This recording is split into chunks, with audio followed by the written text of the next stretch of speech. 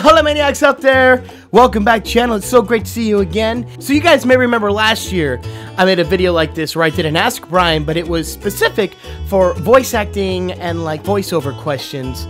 I know there's a lot of people who follow this channel who are looking to get into voice acting themselves, who are curious about impressions and want to see what it's all about. So yeah, this is for you guys. If you want to learn, this is the place to learn. So let's get to your questions then, shall we?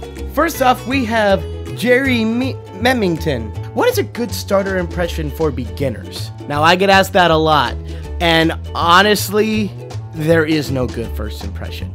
It all depends on your voice.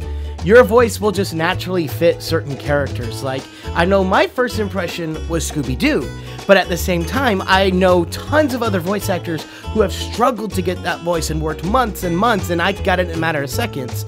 But there's been other voices that I worked on that were really hard for me, and for other people, they got it in just a matter of seconds. So it really depends on you. What I'd recommend is just finding characters that you like the best. Trying those, because if you're really emotionally connected to a character, chances are you're going to want to work harder and get that voice right. Justine Espiritu asks, hiya, just wanted to ask for any throat care tips. Oh, have I got some throat care tips? I'll be right back. So I'm extremely passionate about vocal health. So I'm about to impart to you guys all of my secrets to keep my voice up. Number one is throat coat tea. Make sure you guys get a good look at that throat coat tea. This is great if your voice is just really under the weather, like you wake up, your voice just doesn't feel good, but yet you still gotta go to work. Throat coat tea. I used it like 3 or 4 times on the tour. It works wonders. It just has all these great herbs in there that will just settle and soothe the voice. But I gotta warn you now, it tastes like dirt. It's awesome and it works, but it tastes like dirt. Cough drops are amazing, just to kind of give your voice that extra pick-me-up. Just even if your voice isn't really hurting, it's just good. Like, usually every day I'll take one just to make sure that my voice is good. Maybe every other day. It's enough just to keep your voice going. Now, a lot of people don't believe me when I tell them this, but gummy bears.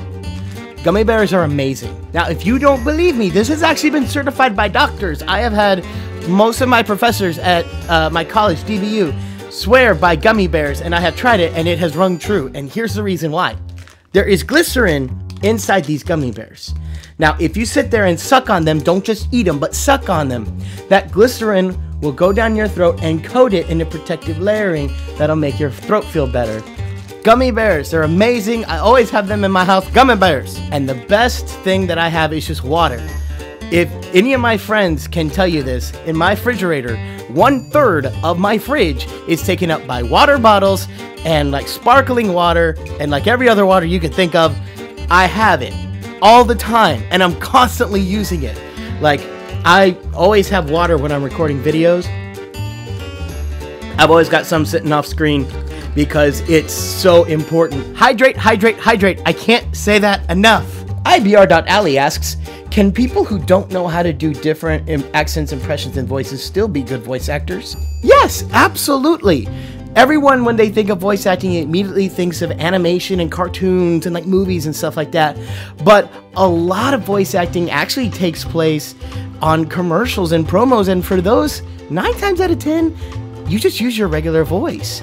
Either you use your regular voice or a natural, realistic sounding voice. It's not all what I do. I'm all about the animation and impressions, but then I know people who don't really do accents, they don't do impressions, they just have these amazing voices naturally that they just speak, and that's their whole job.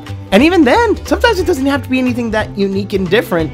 They can be like, oh, we just want to hear like a mom on this, so they just want a warm sounding woman, or like a dad and have a warm sounding man kind of thing. It doesn't have to be a cartoon or an impression. Chrissy Thompson asks, what in your life experience was most helpful to you becoming a voice actor? I've said this before and I will say it again. Music. All of my music training has been beyond invaluable. I know that a lot of people are sitting there going, but you're doing voices, you're doing impressions, you're doing voice acting, that's not music.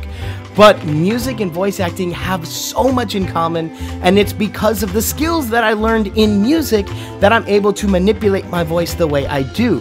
So the best thing that I've ever done was do classical music. It taught me so much about how to use my voice, how to use it correctly, and how to manipulate it. and it's been beyond invaluable. Epic Voice Guy, hi John Bailey, asks, how do you book every single audition you get? So yeah, for those of you guys who don't know, this is John Bailey asking the question, aka that guy from Honest Trailers, who always reads all the trailers. His epic voice is way better than mine. Anyways, I know he's totally messing with me right now because he's a voice actor too, and I've never met a voice actor in my entire life who could book everything that he auditioned for. Speaking of which, I know we were talking about collabing, dude. Let's make it happen. Terex the Cheermeister asks, when trying to learn a voice, is there a time whenever you sound exactly like them saying a certain phrase, but when you say anything else, you don't? Oh yeah, that's totally normal. All you need to do is just practice at it more, really get to know the character some more, and not just learn the voice, but also learn the acting and how that particular character says certain things and how they react to certain ways. Like, what do they sound like when they're happy? What do they sound like when they're sad? It's half acting, half getting the voice right. It's a mixture of the two. So really, if you can get the acting down, that'll help get the voice there as well. Amanda M. White asks, how do you know that the voice you're doing is accurate when what you hear could be different than what others hear? Oh yeah, this is a big thing. Happens all the time. So anytime I'm worried about that, I will pull out my phone, record myself saying it, listen back, and then I'll make adjustments from the recording, not what I'm hearing in my head. So yeah, and I know a lot of people don't like to do that. They're like, but I don't want to hear myself. I don't want to do that. Well, you gotta suck it up because that's just part of what we do. And whenever I am doing these songs, I have these headphones on for that reason, to make sure what you're hearing and what I'm saying, like, that they match, that what you're hearing is exactly what I meant for it to sound like. Robert Manning asks, what's the best way to find an agent without it being a scam? Number one way to tell if an agent is scamming is if they ask for money. I guarantee you that no legitimate agent in the business will ever say like, okay, well, we're going to represent you. We need like $3,000. No, that is a scam. Run away. So real agents work by commission. So to join their agency, to do all that, should cost you nothing. Legitimate agencies will always say, look, we don't make any money until you make money. So whenever we book you a job, you do that job, we take 10%, 15%, 20%, whatever the deal is with that particular agent. And that's how they make their money. They should charge you nothing up front. So really just do your research. And when you find one that you're interested in looking at, go read some reviews, go to Yelp, go to other places, and make sure that people have had good experiences with this agency. And if you know someone personally who's in there, go talk to them. Magna Freak N asks, how do you growl? You know, like when you're voicing Yosemite Sam, for example, without damaging your throat. So that growl that Magna's talking about is what we in the business call vocal fry. And that's the kind of sound. It almost sounds like a burp, but if you listen closely, I use that vocal fry on tons of characters, and what that does is it gives the illusion that my voice is lower than it actually is.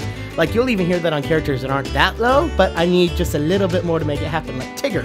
Well, hiya there, Pooh Bear!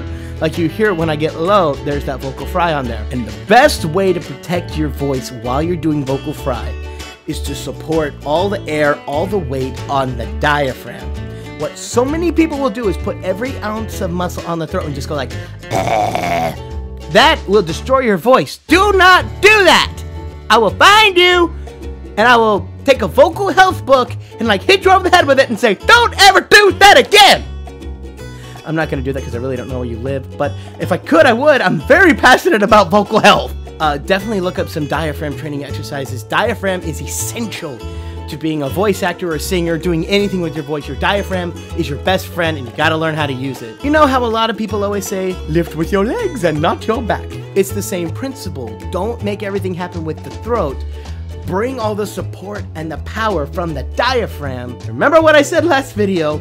If it hurts your voice, you're doing it wrong. I can't stress this enough. So thank you guys so much for watching. I hope you enjoyed. Don't forget to like, comment, and subscribe. And if you guys have a voice acting question that you want answered, write it in the comments below. Just hashtag AskBrianVO so that I can find it and know it's specifically for voice acting.